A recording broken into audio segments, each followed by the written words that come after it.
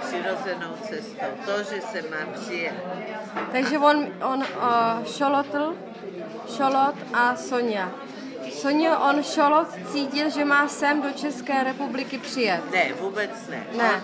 On necítil vůbec nic, on pracoval tam s těma místníma a s těma hopiema. V Mexiku a ve Spojených státech a v Kanadě a pracovali na tom propojení, ale přijel nějaký Čech do Mexika, který po roce, kde tam s ním pobýval a učil se od něj, tak ho pozval sem.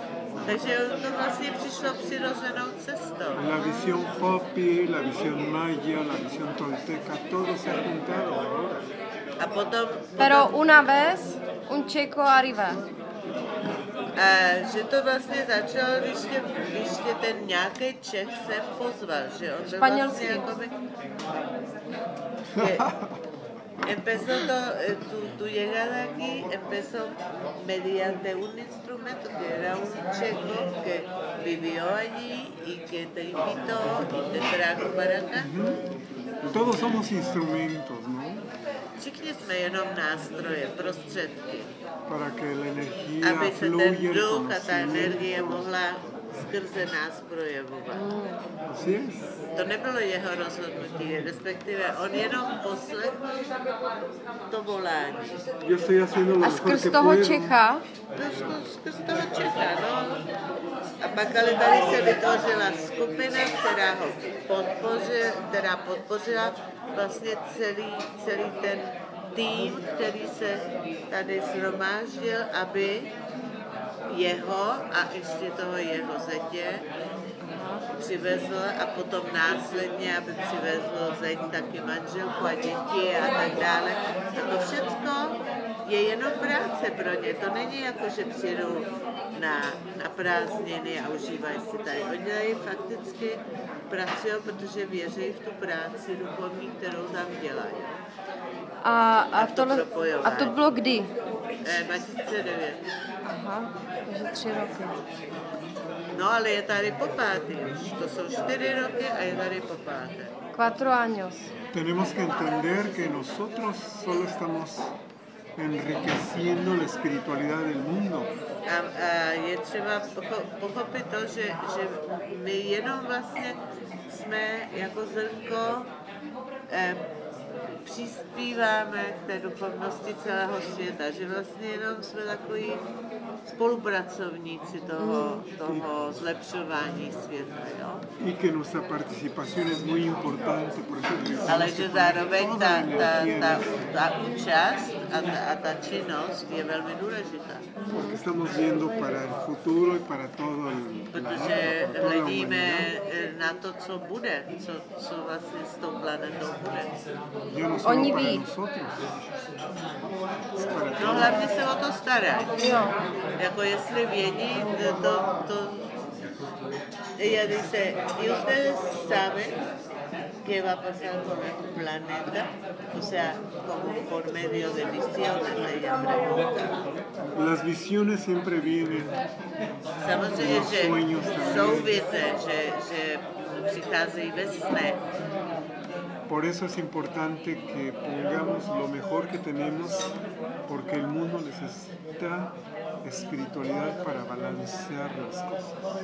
A proto děláme tu práci, kterou děláme, protože vzhledem k tomu, která teď doplňuje to, co říká, že vzhledem k tomu ničení fyzickému, vlastně my potřebujeme dostat svět do rovnováhy, aby byla taky duchovnost, aby bylo teda vědomí o tom, co se děje. El materialismo de la humanidad tiene que tener su contraparte, que es la espiritualidad, para que haya un balance. Vlastně říká to, co já už jsem řekla, že jako kdyby rozuměl česky. Ano, přesně, to se děje furt.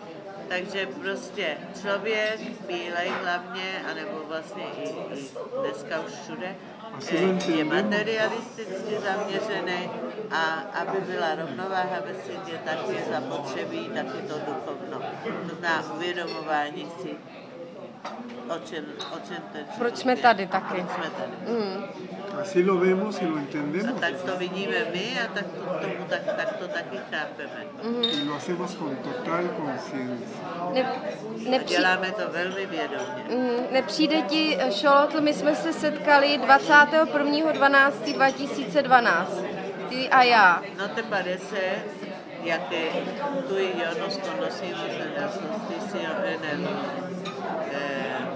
Nepřijde ti, že en el 21 de diciembre de 2012, že to byl skutečně nějaký přelomový rok, kdy vlastně lidi se začínají od té doby více otevírat? Que a partir de esa fecha la gente empezó a abrirse más? Nebo už to bylo předtím, od toho roku 2009, co jsi tady? Máš pocit, že se něco změnilo? Samozřejmě, že to tak je. O si fue ya a partir de 2009, cuando ya viniste aquí, o si lo sentiste más fuerte a partir del 21 de diciembre de 2012. Ahora es más fuerte, De que to definitivamente. mnohem silnější.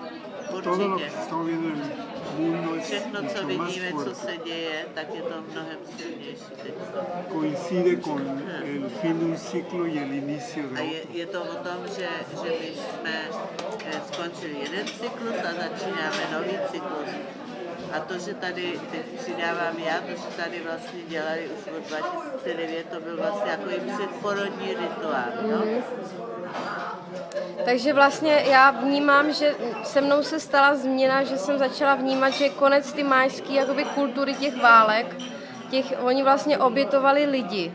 A my vlastně skrz ty války obětujeme taky lidi, sami sebe, těma bojema. A teď vlastně my chceme skončit tyhle ty oběti a chceme vlastně jít směrem k lásce, k míru a spojení s přírodou bez jakýchkoliv lidských obětí. Ella habla de que anteriormente se trataba de sacrificio y que no solo nosotros nos sacrificábamos, ya sabemos el nombre de qué o de quién, sino que los mayas también sacrificaban y que en las guerras también se sacrificaban vidas humanas.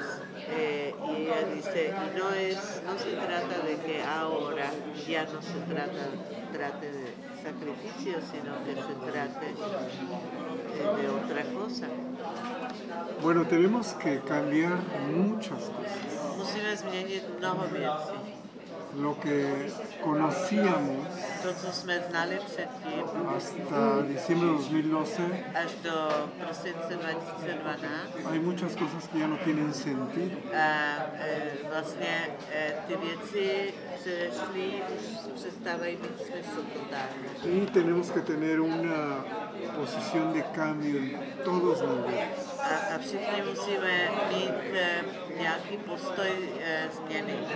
Zkrátka dobře, musíme se stavět ke změně Y pozitivně. lo que ha vivido la humanidad ha sido una enseñanza A to, profunda. co žilo lidstvo předtím, to bylo naučný, ale je tomu konec. Y necesitamos otros paradigmas, A teď algo nuevo, potřebujeme nová paradigma.